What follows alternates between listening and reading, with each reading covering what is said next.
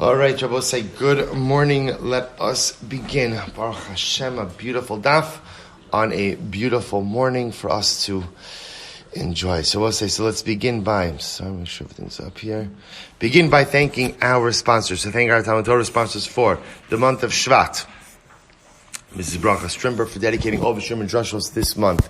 In loving memory of her husband, Avi Strimber, Avraham ben Kálman Eliezer Halevi.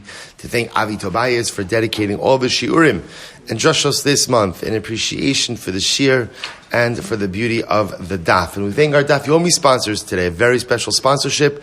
Thank you to David Greenspon of Karnei Shomron in Eretz Yisrael in honor of the birthday and bar mitzvah Shabbos of Sammy Esterson. Incredible. And with thanks for 50 years. Wow. 50 years of friendship and for telling me about the Daf Yomi. Yashikach. Wow, beautiful. First of all, always special to have a sponsorship. I just want to tell you, here's the beauty of the Daf. If you look at this again today, just today, a sponsorship, Mrs. Strimber's in Baltimore, Avi Tobias is in New Jersey, David Greenspon, Eretz Yisrael. You know how beautiful it is. This is the beauty of learning the daf. There's the beauty in general of learning Torah, but especially the daf is what else brings so many people from so many different parts of the world together, if not the Ribono Shel Olam's Torah. That sometimes you don't realize it, that when we learn, we're actually doing our part in fostering the bonds of Achdus and Klal Yisrael as well. So really, really beautiful. And Sammy, happy birthday. Happy birthday. May have Esem Shalom Tovos. So with that, let us begin. Beautiful, beautiful daf ahead of us today. Today's daf is Chavav 26. We are picking up on Chav Hamid base 25b. And we are picking up at the two dots. Berkas Kohanim Nikrin V'lo Metargemin. That's where it's a 2, 4, 6, 8, 10, 12, 14, 16 lines up from the bottom. So remember again, the Mishnah said, Berkas Kohanim Nikrin V'lo Metargemin. You could read Berkas Kohanim, but you don't translate it. My time, Rabbi said, this is incredible. Mishum Dechsev Yisa. Because remember again, one of the Pesukim of Berkas Kohanim is Yisa Hashem Panav Elecha, which literally means Hashem will lift His countenance towards you. So Rabbi say, what's wrong with Yisa? This is absolutely incredible. Rashi explains, the lashon of Yisa makes it sound like God is giving us favoritism. Look at Rashi for just a moment. Mishum Yisa, Shelo Yomra Kadosh Baruch Hu Nosei Lahem Panim, Ve'enam Yodim Shekedai Hein Yisrael Laseis Lahem Panim. Both say this is beautiful. The lashon of Yisa sounds like undeserved favoritism. Undeserved favoritism. When in fact, the Gemara says, Klal Yisrael deserves the brachas of the Ribono Shel Olam. Isn't that incredible? So you don't want people to think that HaKadosh Baruch Hu is just giving us something for free. Don't want people to think that HaKadosh Baruch Hu, he's giving us favoritism, so he's giving us bracha. No, Klal Yisrael deserves and has earned the bracha of Klal Yisrael. Therefore, again, Yisa, so you begin to see anything that could be misleading or misunderstood. We simply don't go ahead and translate. You also see an incredible theme in this. In general, in life, you want to earn the things you get, and not to rely on people's or HaKadosh Baruch Hu's generosity for that matter. Be deserving of brachas in life, and don't go ahead and rely on HaKadosh Baruch Hu or your fellow man's generosity. So the story of David and Amnon is not read, nor is it translated. Also, we said in yesterday's daf that the story of Amnon and Tamar is translated. Lokashya, Hadichsiv Amnon ben David, Hadichsiv Amnon Stama. Rabbi said we read the story of when Amnon rapes his half-sister Tamar, because David HaMelech's name is not mentioned in conjunction with that story. But with the part of the story where David HaMelech's name is mentioned, we do not go ahead and read or translate that part of the story out of kavod to David HaMelech. Tan Rabbanon. Rabbi said this is fascinating. Rabbi says sometimes the Torah uses very abrasive lashon. When the Torah uses a more abrasive lashon, we sometimes change that, or we change it. We have a Masorah. In other words, the Masorah is that we change that into a less abrasive word. Not change it in the writing of the scroll. We'll see examples of this, but rather again in the way we read it. For example, the Gemara says, Kigon Yishkalena Yishkavena. So we'll say, for example, in the Tochacha, so the Torah says, Isha ta'ares v'ish achar yishkavena. Right, where it says Yishkalena. Right, it says literally again, the Torah says that you talking about the tocha, the curses. You will betroth the woman, and another man will take her. Yishkalena is a stronger lashon, so we changed that to Yishkavena. Bapolim, batchorim, charyonim, divyonim. So we'll say, so again, these are bapolim, batchorim. Is once again the tochacha, talking about the afflictions that we will suffer.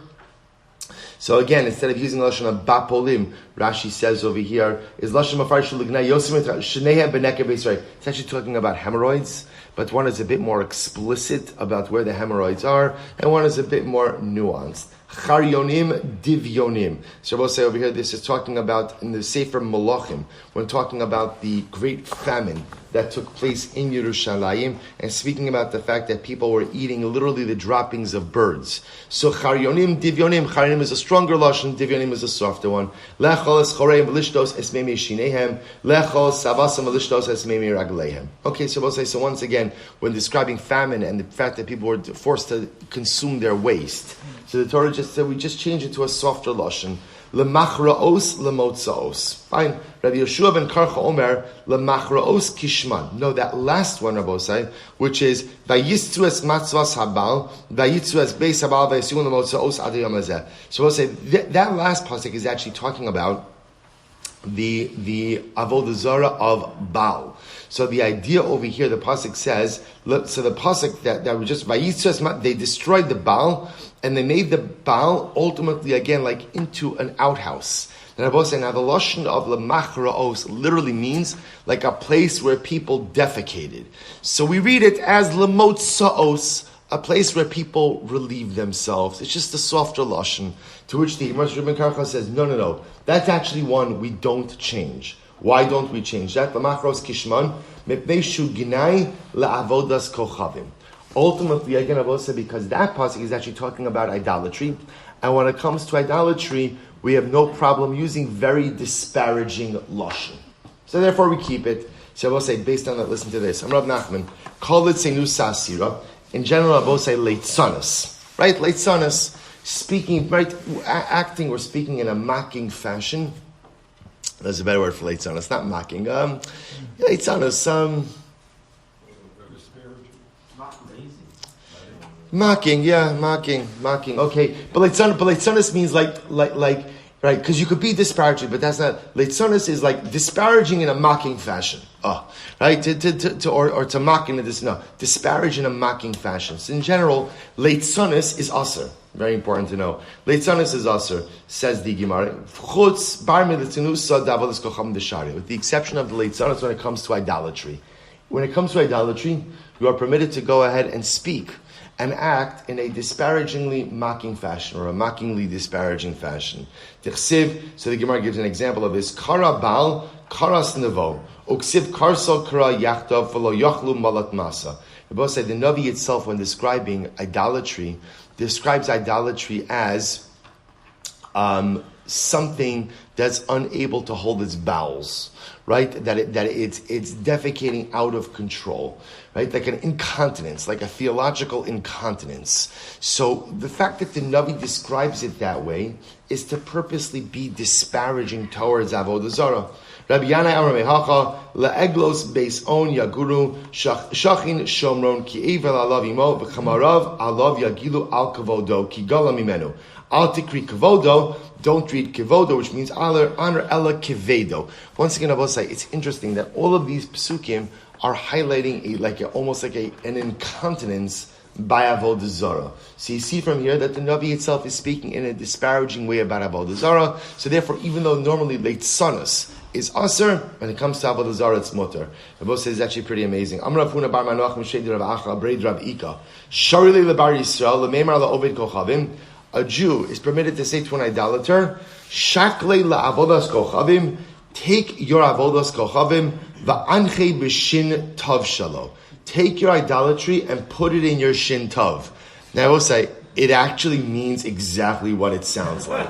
Right? So I will say, the Maharsha says, shin tov, yep, that's it. Take your avodah zarah and put it in your shin tov. So the Gemara says, Amravashi, so I will say, I just want to point out over here, what does this mean, right? We're so makbid about how we talk And again, the Gemara itself just said, by the way, leitzonis is aser. You're not allowed to speak in a mocking fashion, but you could tell an Ovid Avodah Zarah. But why do I feel like this is going to become a widely used phrase, right? Yeah. Right? So you could tell. I already ordered the t-shirts. And you can go ahead and tell it Ovid Avodah Zarah. Take your Avodah Zarah, put it in your shin tov. I will say, Chazal are trying to highlight something very important over here, which is, and by the way, Rashi points out what's shin tov. So first of all, Rashi says, Lashon v'chashufi shas ervas Mitzrayim. Okay, so the Maharsha says a bit more explicit. The idea is to put it in a place of nakedness. That's what it is. So the idea, so what is the Gemara trying to highlight over here? So I think what Chazal are trying to tell us is the following. See, I will say, and this is so important in like the times in which we live. Like societally, we live in a time of like moral equivalency, right? Everyone is right. Everyone is right. There's no such thing as an ideology, as a preference. There's nothing. There's no such thing that's not right. Everything, if you feel it or you want it, then no one has any right to judge it. Right? And both say, I want to point out, there is a concept, absolutely, of just accepting people for who they are. And absolutely, part of what we have to do as a nation and part of what we have to do as a community of mankind is to accept people who they are. But there's a way to accept a person, but you don't have to accept every ideology. And you don't have to accept every single concept that society advances. And you don't have to accept certain things as being correct when you know that unequivocally they're wrong. They're absolutely wrong. And Chazal are coming to highlight this for us. And they're saying there are things that are right and there are things that are wrong. And there's not the moral equivalency. And just because someone goes out and worships this, or says this, or espouses this, or identifies this, we'll say doesn't make it right. In order for the world and society to be a just society, there has to be clear demarcations of what's right and what's wrong. This is just what we learned in Mishnah Yomi. We say Havdalah and Chonin Adas, because the most important thing in life, Ata Chonin la'adam das, hamavdil ben kodesh l'chol. What's kodesh? What's chol? What's right? What's wrong? What's kasher? What's treif? What's tamei? What's tar? And if you can't draw those lines, then first of all, then society, community crumbles. So Chazal say leitzanas is aser, but you could do leitzanas by avodah zarah.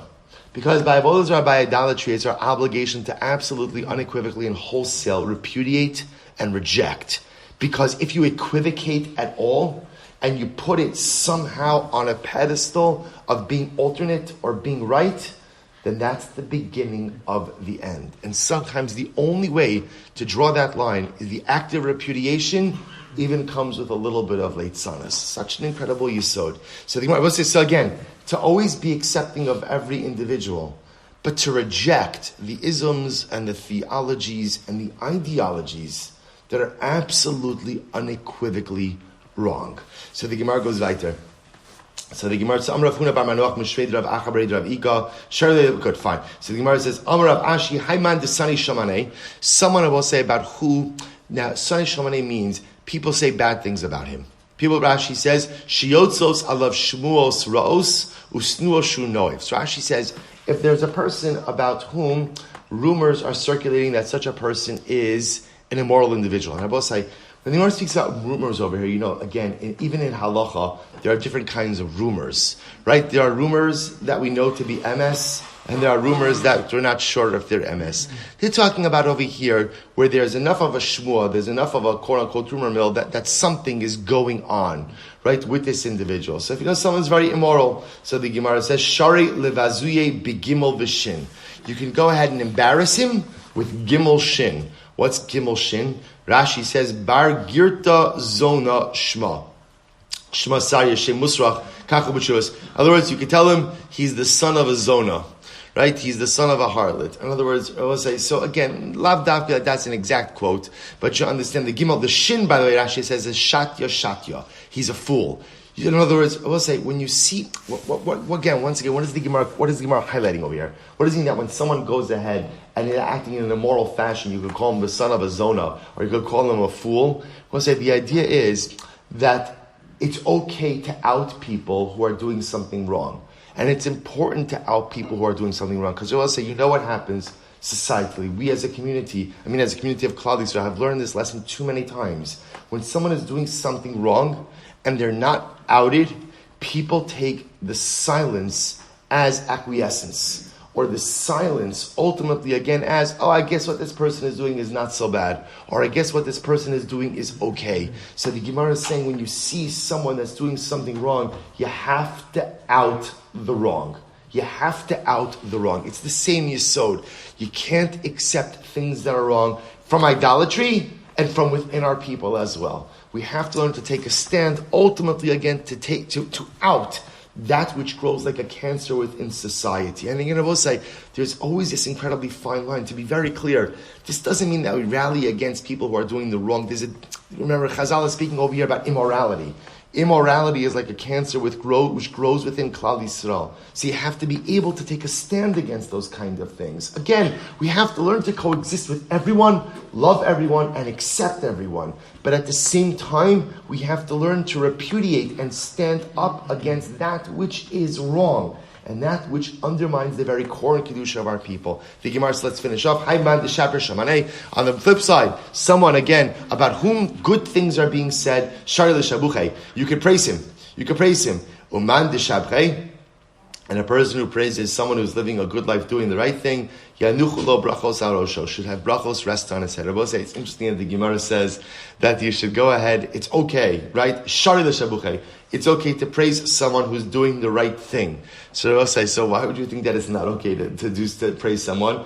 Maybe you would think again, maybe you have to be concerned with gaiva. Maybe we shouldn't praise anyone unless people get inflated egos. No, it's just like it's good to out the bad. It's also good to praise the good. And I'll tell you also, what Chazal also telling us is, give compliments. Give compliments. You see someone doing something good, your spouse works hard, make sure to say thank you. Your kids are working hard, make sure to say thank you. Your friend brings you a cup of coffee, make sure to say thank you. Give compliments. Shari l'shabuchei. It's good to go ahead and give people compliments, give people praise when you know they're trying to do the right thing. New parak. So this is really fascinating. If the members of a city sell a street. So here what you have happening over here is the members of a city are selling a street of the city. So what can you do with the proceeds? The Gemara says, "Lochin b'dam beis hakneses." You could use the proceeds to buy a shul. Beis hakneses, if you sold the shul, lochin teva, you could use the proceeds to buy an aron, to buy an ark. Teva, you sold an ark. Lochin matechos, you could go ahead and use the proceeds to buy. I will say matechos is like the cover of a Sefer Torah, right? Cover of a Sefer Torah. Matechos, if you sold covers, top of chavav, yichchu svarim, you could buy scrolls. Svarim. Now, in this context, by the way, scrolls means, Rashi says, scrolls of Nevi'im and Ksuvim. Svarim, if you sold scrolls of Nevi'im and Ksuvim, Lochin Torah, you could buy a Sefer Torah. So I will say, so again, the idea over here, as we'll see in the Mishnah, that when you go ahead and sell a Davar Shebekdusha, you sell an item that has sanctity, the proceeds can only be used to buy something of greater sanctity. Greater sanctity, that's the idea. So that's the progression in the Mishnah. So the Aval, imachru Torah, but if you sold the Sefer Torah, lo yikhu svarim, you can't buy scrolls of Nevi'im and Ksuvim. Svarim, if you sold scrolls of Nevi'im and Ksuvim, lo yikhu matechos, you cannot go ahead and use the proceeds to buy covers for the scrolls. Matechos, if you sold the covers, lo yikhu teva, you should not buy an ark. Teva, if you sold an ark, lo yikhu beis hakneses, you shouldn't buy a shul. And beis hakneses, if you sold the shul, lo yikhu es harachov, you should not buy a street. So again, we'll see why the Mishnah felt the need to illustrate this in the reverse order, right? So that, again, very simple. I will say, you sell a street. By the way, we'll see the street has kedusha. Why Rashi pointed out over here, because this goes back to Maseches Tainis, because during fast days they would daven in the main thoroughfare. So therefore, you sell a street, you could buy a shul, higher kedusha. You sell a shul, you could buy an aron, higher kedusha. You sell a shul, you could buy an ark, higher kedusha. You sell an ark, you could buy Torah coverings, higher kedusha. You sell the coverings, you could buy nevi'im, higher kedusha. You sell nevi'im, you could buy a Sefer Torah, higher kedusha. I will say that's kind of where it ends. Then the Mishnah just illustrates the whole thing in reverse order as well. And the Mishnah ends off by saying v'cheim mosrein. So I will say this is very important. V'chein mosreihen means the same halacha applies with any leftover money. In other words, we'll say, let's say just keep the simplest case. You sold the street. So what can you do with the proceeds if you sold the street? What can you do with them? Buy a shul. So let's say I sold the street for $1 million, and Baruch Hashem, the shul came in under budget. Halavai. Right? The shul came in. I'm looking at you, Menachem. Don't avoid eye contact with me. Don't avoid eye contact, right? So going ahead, right? I go ahead and I sell the street. I buy a shul and I save $100,000 on the shul. So I will say, so you might have thought that maybe that leftover money you could do whatever you want with it. No, B'chin Mosrein means all of the funds generated from the sale of the street are all regulated by the same halachos. Even if you have leftover money, you bought the shul, that money still has the same residual kedusha. And I will say, look at the top Rashi.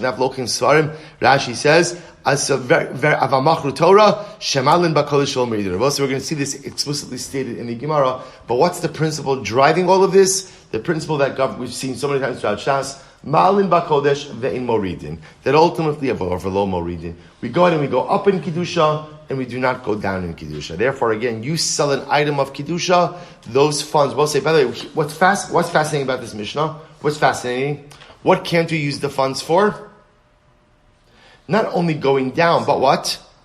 A lateral kedusha as well, which is really very fascinating. We're going to talk about this. That it's malin bakodesh ve'in moridin. When it comes to kedusha, you could go up levels, but you can't even go across, you can't go laterally, and you certainly can't go down. Quite fascinating. Says the Gemara, so we'll say, let's analyze. So Bnei Ha'ir, which we'll say just tells you something in the realm of Kedusha, right? The Ma'alin B'Kodesh thing is always like one of the most beautiful principles that we have in Yiddishkeit. That in Kedusha, you have to go up. You always have to go up. It's Ma'alin B'Kodesh. It's not enough to stagnate, right? That's why you can't go lateral, and you certainly can't go down. The quest for Kedusha is a constant upward, it's a constant upward quest. Incredible. We'll talk about this more. So it says the Gemara, if the members of the city sell the street of the city, says the Gemara, Amra bar Rabbi Yochanan, Zu dever Reb Nachem bar Yossi stimsoi. Ava Chachamim say, Harachov ein bo mishum Kedusha. So we'll say, here we go. There's a fundamental machlokas. So we'll say, this Mishnah presupposes that the street, the main thoroughfare of the city, has Kedusha. The Gemara just points out, by the way, this is the opinion of Rabbi Yochanan. Rabbi Menachem, but the Chachamim say the street has no Kedusha. What's the machlokes? So here we go. Rabbi Menachem bar Rabbi Yossi my time. Listen to this. He says, "Chawil va'am ispalim ba'batanus ma'amados." So Rabbi Menachem will say, why does the street have kedusha? Oh, because on public fast days and ma'amados. So we'll say, what a chazar from Tainus. Ma'amados, when the Israelim gather in their city as part of their shift, so to speak, in the Beis Hamikdash, they would daven. If there was a large group, they would daven in the street. So because you daven in the street by fast days, by ma'amados, therefore, the street has kedusha. But the Rabbanon will say that the street, the Rechov, doesn't have kedusha. What's their svara? Hahu akrai ba'alma. Rabbanon say, what does that mean? Hahu akrai ba'alma? It's episodic. So because it's episodic, it only happens, occasionally. Therefore, again, it doesn't endow the street with kedusha. Rabbanon say, what a machlokes. Do you hear what's happening over here? What's the machlokes? Rabbanon say, the machlokes is as follows. The machlokes is, does episodic kedusha create residual kedusha? Does episodic holiness create sustained and ongoing holiness? Rabbi Menachem said, so the Chachamim say, no, kedusha is only created through consistency. Only something you do consistently creates a residual kedusha. So a shul has kedusha. Why does a shul have kedusha? Why? It's used every day. So what creates residual kedusha is consistent, ongoing, daily holiness. Episodic kedusha is nice, but it does not create residual holiness. Whereas Rabbi Menachem, Rabbi Yossi says, no, it's not true. Even episodic kedusha creates residual kedusha. Even halacha l'maisa, if you only use that street once in a while, by definition, once you use something, the derech kedusha, that endows it with a residual holiness as well. And Rabbi said, what is true for the street is the same machlokes ultimately by us, by as individuals as well. So Rabbi said, what happens to me often in life is, I have episodic kedusha. I have good days, and good days.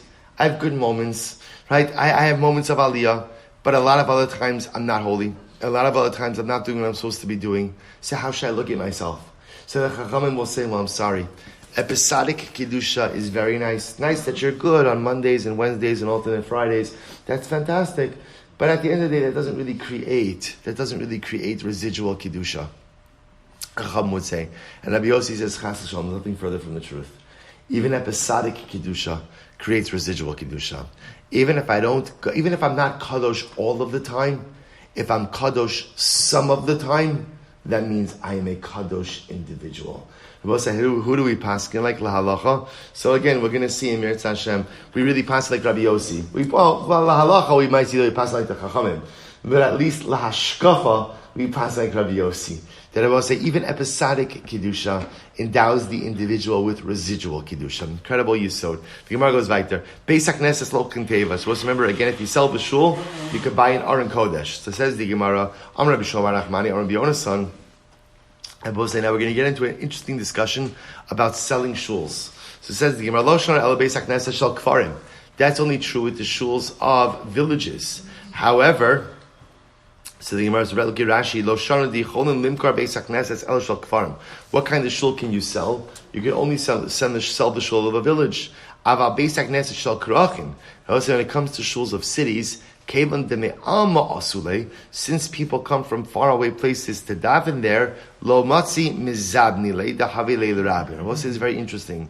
Shuls that are in cities, larger communities, don't simply belong to the members of that city, but they belong to the rabbin. They belong to the general public. Now, I will say it's interesting to understand. Since people come to daven there, therefore they're considered to be the property of the rabbin. Because they're the property of the rabbin, therefore again, no one group has the right to sell the shul. And I will say, now what does this mean? Look at Rashi. Aval shel krachin, havilu bate knesios rabbim, va'kol ba'aleihen, ve'ein b'nei ha'ir levadam bailim lohem.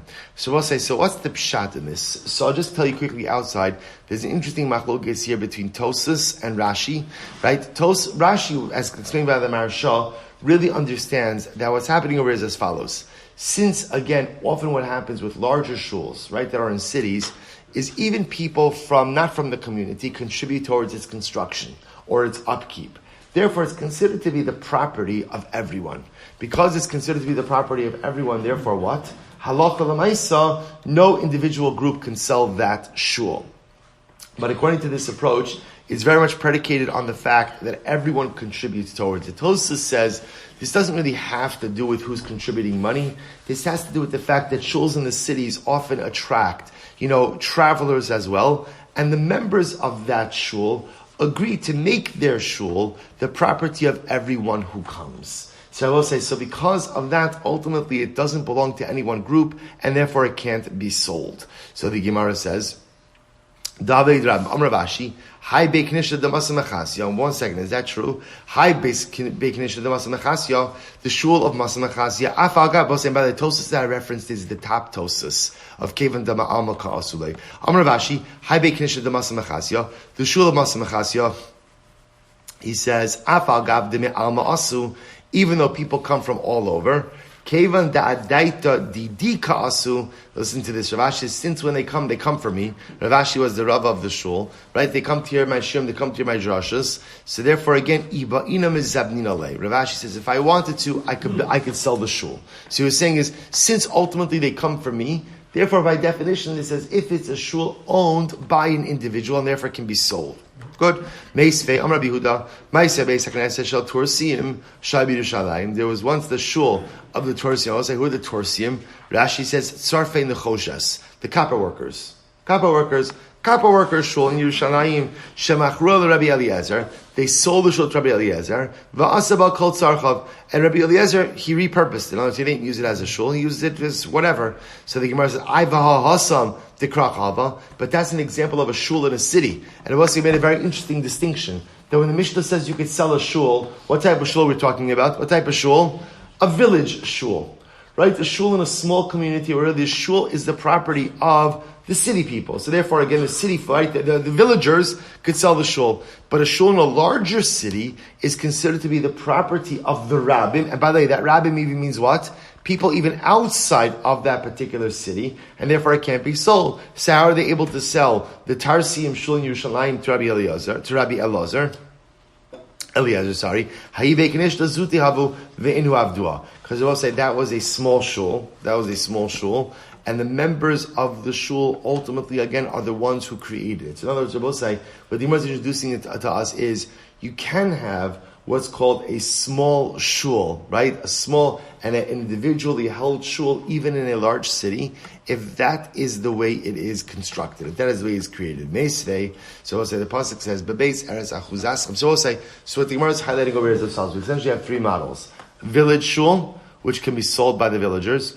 City shul, which is open to the rabbin, and therefore, again, really considered to be the property of the rabbin. And the rabbin means even the people outside of that particular community. And again, this is based on the logic of Tosas. The Tosas says that when you build a shul in the city, you have in mind that this is like a Klal Yisrael shul, therefore it belongs to Klal Yisrael, therefore it can't be sold. And then a small shul, dafka made by a particular group, for a particular group, even in a larger city, which can be sold. So Gemara is the kasha meisvei bebeis eretz achuzaschem. So we'll say the pasuk over here is talking about saras. Saras habatim. When you come to Eretz Yisrael, the pasuk says, "And I will give you negat saras bebeis eretz achuzaschem."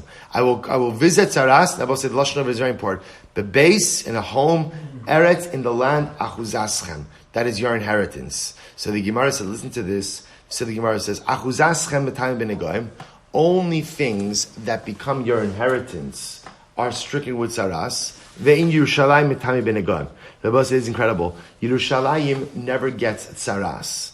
Now we'll see why that is in just a moment. Why is it? Rabbi Yehuda, ani lo shamati ela makom mikdash bilvad. Rabbi Yehuda says no. I only heard that the only place that's not afflicted by saras is the makom hamikdash. So so now what's the pshat? Let's talk about this.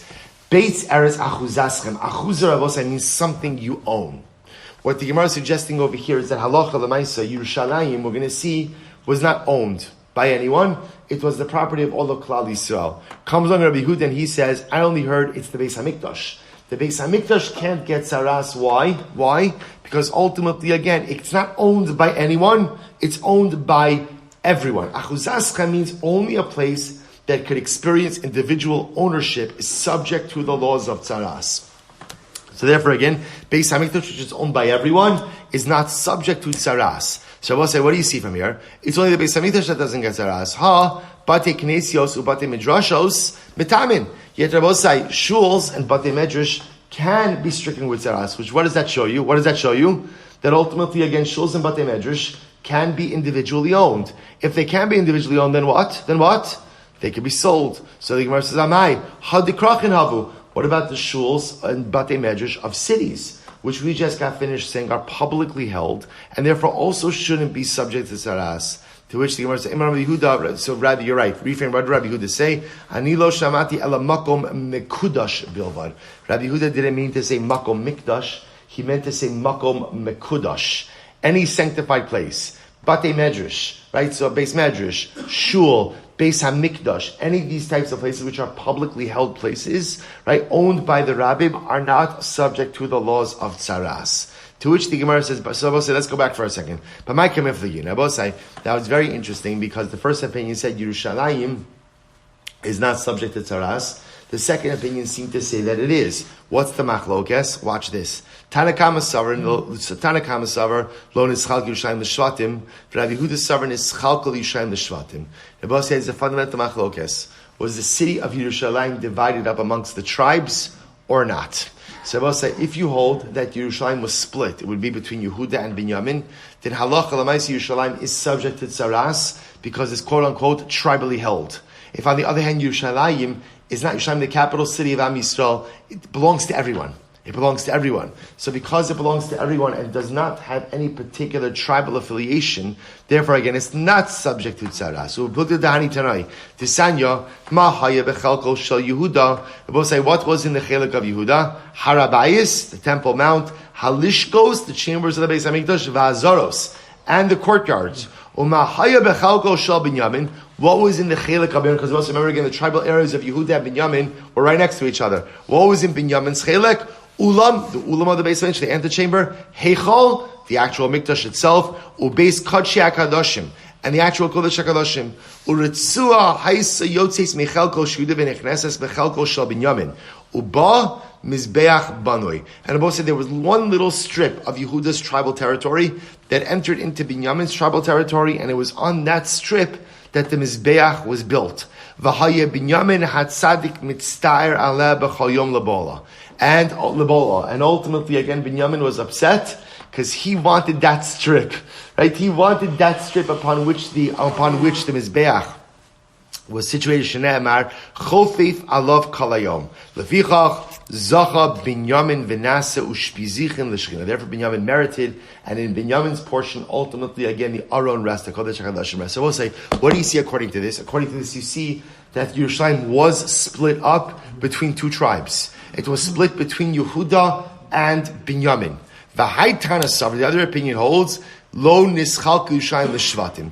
Yerushalayim was not split up amongst the shvatim. Rather, again, Yerushalayim is the property of all of Am Yisrael. Desanya ein maskirin batim b'Yerushalayim she'ein al herabos. Listen to this. This is incredible. If you lived in Yerushalayim and now it's time for Aliyah L'Rega, one of the pilgrimage festivals, and people are coming, and you have an extra room, what can't you do? You can't rent the room to another Jew. You're not allowed to charge another Jew rent for a room in Yerushalayim. Why not? Why not? Because although, quote unquote, it's your house, you live there, Yerushalayim belongs to everyone. And therefore you have no right to charge rent. Isn't that, I'm going to call up the Waldorf, right? And tell them this, right? And so I say, isn't this absolutely incredible? You're right, you can't charge rent in Yerushalayim. Rabbi Elisar Omer, af lo mitos. Not only that, even if somebody, again, is renting a bed, right? Renting a bed, you can't charge for the bed. So the Gemara says, lefichach. Now the bed is an interesting one because, l'maisa, again, a bed is metaltalin, right? The bed is movable. But since the bed is resting on karka, Rashi says, since it's resting on ground, and the ground belongs to everyone, you can't even charge for a bed. Lefichach, oros kachim ubali ushpizin, oros kachim, bali ushpizin, notlanos abizra. We'll say, what could you do?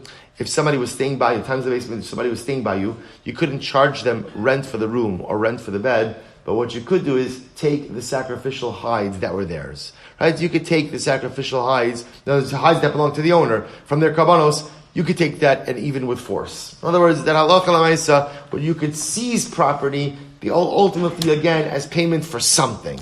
So you can't charge, but you could take the hides. Amra bai shmamina. Orech ar lemishpak inish gulfa umashcha b'ushpize. Both say what you see from here is that halacha l'maisa, it is proper etiquette that when you're staying at someone's house to leave your gulfa, Rashi says, is your earthenware canister umashcha, and a hide from any animal that you slaughtered. In other words, you see from here that when someone's hosting you, it's, I guess they would call this is, it's good to bring a gift, right? It's good to bring a gift. Somebody's hosting you, they're doing you a chesed, bring them something. Or you could leave them your earthenware jug and your hide. And you could try that. I don't know that your host will appreciate that much, but let me say you get the sentiment of Chazal. I will say, so again, what do you see from here? You see from here, interesting, first of all, I will say, it's a dramatic machlokes about Yerushalayim.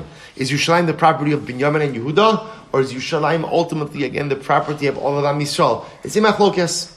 It's a machlokes, a fundamental machlokes. So I will say, again, the only reason we're getting into this is because ultimately, again, of the statement that seemed to exclude shuls, but then it included shuls. So therefore, we'll say, where we are right now is right where we were right before. Shuls of villages could be sold. Shuls of cities, again, bipashtas can't be sold because they belong to the rabbin, with the exception of a shul, a small shul made by a specific group, even in a larger city, which can be sold. So we'll say we're going to qualify this a bit more. Amar Rava says, Lo shanu ela shelo machru shiva tuvei ha'ir b'mamen anshei ha'ir. Hava machru shiva tuvei ha'ir b'mamen anshei ha'ir afilu. So let's listen to this. So now the Gemara says, by the way, when we speak about the idea, the Ein Morid Rashi, the Ein Morid in Dama Mikdushasan. Shabbos. Now remember, what you begin to see from the Mishnah is as follows. When you sell a shul, the money, the proceeds from that sale, still retain the same Kiddusha of a shul. It's just the sanctity is transferred from the building, ultimately again onto the money. That is only true. That is only true when ultimately again the shul was not sold by the 7 elders of the city in the presence of the members of the city.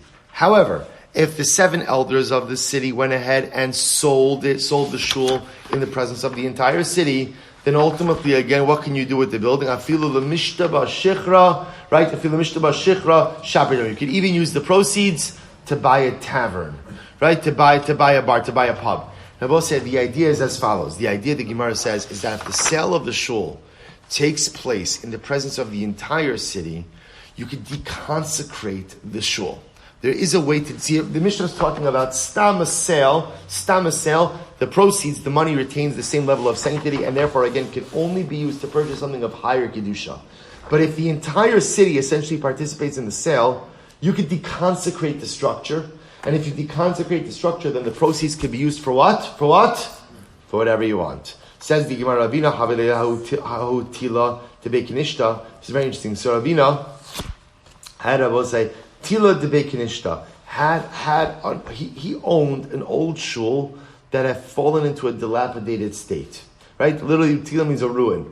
He came before Ravashi. Amar le mahu le mizra. Can I go ahead and essentially turn it into a field?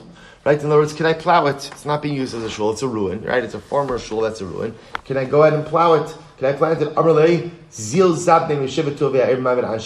Yes, but go and officially purchase it. Go and officially purchase it from the 7 elders of the city in the presence of the entire city, and that effectively deconsecrates the shul.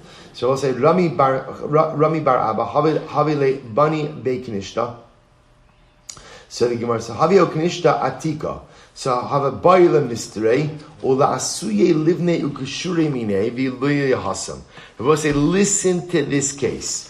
Rami bar Abba wanted to build a new shul, but he also had an old shul. So what did he want to do? He wanted to knock down the old shul so he could use the building materials from the old shul in order to at least partially construct the new shul.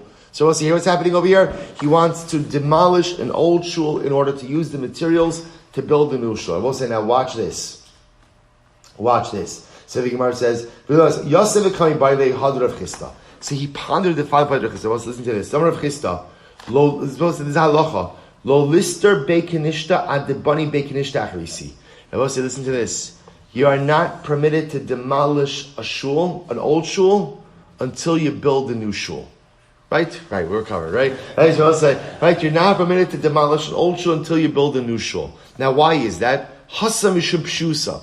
I will say that was a concern, ultimately, again, of negligence. Because what are we afraid of? What's going to happen? You're going to knock down the old shul, right, in an effort to start building the new shul. And then what happens? Something unheard of. You run out of money, right? Or something else happens. And then what's going to end up happening? We'll say what happens? You have nothing. You have nothing. So therefore, again, the halacha is you can't knock down an old shul before you build something new. Sakiyai gav namai. Shabbos says, so therefore, again, Rabbi Abba's shaila was, what about in my case? Remember, what was his case? His case was, he wanted to knock down an old shul. He didn't yet have a new shul. But why does he want to knock down the old one? Why? Why? Because he wants the materials. Shabbos said, in this case, he literally wants to use the materials of the old shul in order to build something new. That was his shaila. So what's the halacha in this case? So he went before Rapapa said, no, it's aser. It's aser. Because the halacha is, you can't go and knock down an old shul until you have a new shul ready.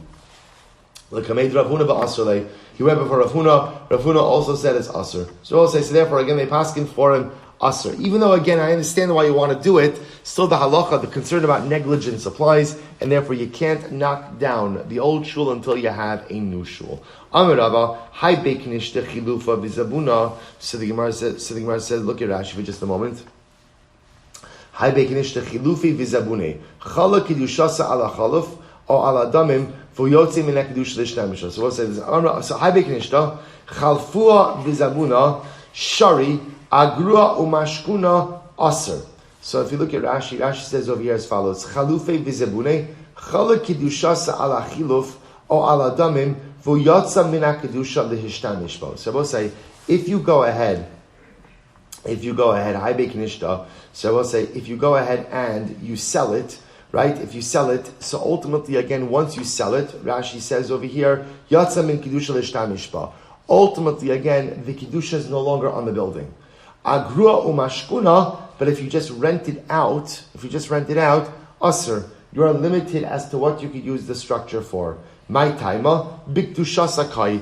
Ultimately, again, it's kiddush remains, which I both say is a very simple idea. When you sell a shul, when you sell the building, right? So what did the Mishnah teach us? The sanctity essentially leaves the building and is transferred to what?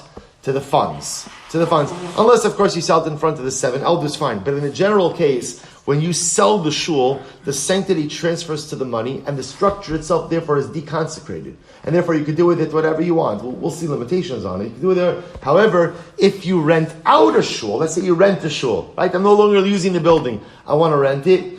There are limitations as to what you can do with the structure. Why? Because halacha l'maisa, again, in a rental state, the structure still retains its kedusha. So therefore, the Gemara goes weiter. Livni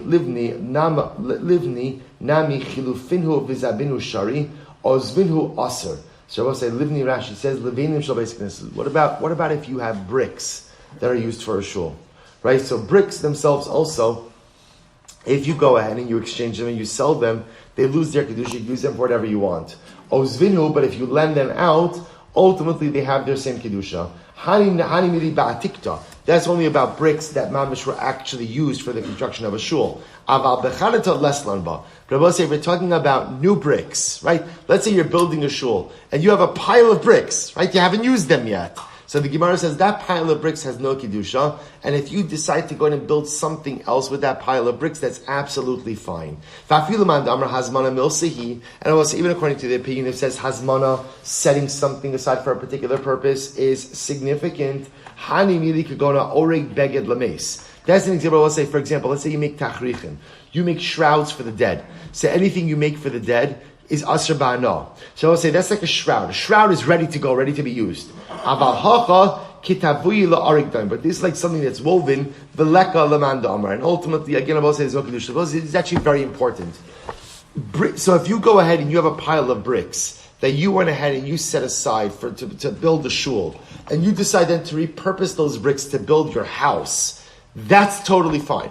That's totally fine. Because the act of designation of bricks for a building project does not go ahead and endow it with kedusha. Why? Because a brick is an unfinished product. When is designation purposeful? When it's designation of a finished product. So for example, if you make tachrichim, you make shrouds, burial shrouds for the dead, those are considered to be set aside for use for the dead and therefore cannot be repurposed. I don't know what you would repurpose a shroud as, but a cover. You can't. It's a little eerie, right? But you can't repurpose it. That's the idea. You can't repurpose it. Why? Because it's ready to go, ready to be used. But something that is set aside, but not ready, but so to speak, not in its finished form, can be repurposed. So the Gemara says matana. What about a matana? And I will say now, what's the case of matana? Rashi says, Naslu b'nei erbnei seknes l'tashmin shechol. So listen to this. Let's say a shul was given over to someone as a matana, right, as a gift. Can the building now be used for mundane purposes? So pligi barav achav ravina. Chadamar aser v'chadamar shari. One said it's mutter, one said it's aser. Man da aser. The one who says it's aser, he says, listen, even though you're giving the shul as a matana, I will say the only way to use the shul for non-consecrated purposes is how? Is if you remove the kedusha. So you can remove the kedusha in a couple of ways. You could remove, only in one way. You could sell it, right? You could sell it. There has to be some type of mechanism for the removal of the kedusha. So if you sell it, the money could go ahead and transfer onto the funds and deconsecrate the building. But as a gift, how are you deconsecrating the building? Man shari. The other opinion says, no, when you give a gift, Rabbi say, when do you give a gift? It's actually very important. When do you usually give a gift to someone? When you have some hana'ah from them. Right? In other words, gifts are usually given in recognition of some benefit that I get from you. That benefit in halacha, the Gemara wants to suggest, has a significance as well. So when I give a gift of a shul to someone, why am I giving them the gift? Because I get some hana. That hana is like funds. And therefore the shul is deconsecrated based on the hana. To which the Gemara says, therefore ultimately again, a gift is like a sale. Shabbos says, so interesting machlokes. If you gift the shul, does that remove the kedusha? One opinion says no, because there's no consideration. Right? There's nothing that's given to deconsecrate the shul. The other opinion says no. When you give a gift is given because I get hana from you. That hana in and of itself is the consideration. I will say one more line. Tan Rabbanon. I will say great sugya. Tashmishe mitzvah nizrakin. Tashmishe kedusha nignaz. So we'll stop over here for today. We'll pick up with this sugya. This, by the way, is an incredible sugya. Halacha lemaisa. I will say about how you dispose of tashmishe mitzvah and tashmishe kedusha. To be continued tomorrow. Shkar Chabosai.